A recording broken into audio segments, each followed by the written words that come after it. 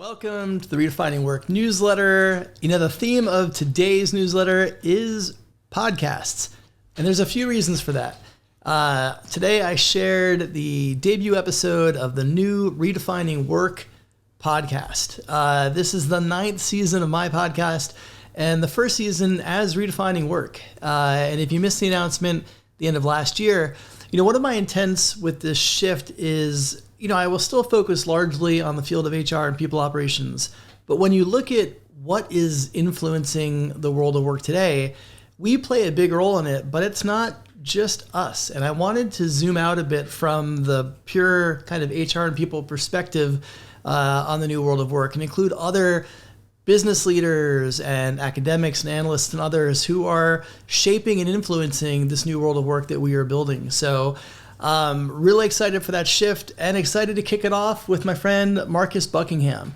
So Marcus and I sat down and we talked about some of his thoughts on what's next for the field in 2023 and a lot more. So you can check out that episode in the show notes. Every now and then I get a chance to sit on the other side of the podcast table as well.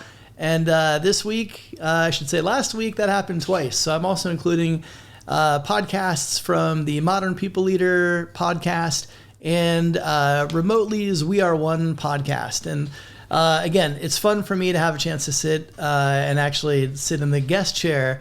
But I admire both of these podcasts. I think they host great conversations, and it was a really fun chat with all of them. So you can check all those out in the show notes.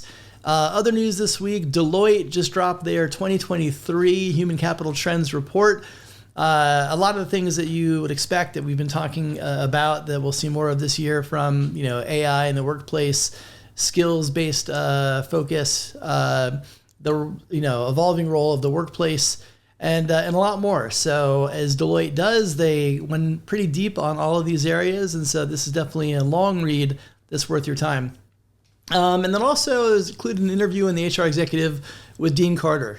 Dean is the new Chief People Officer at Guild Education, former Chief People Officer at Patagonia. I really appreciate the way Dean leads and his vision for the field and his vision for the world of work.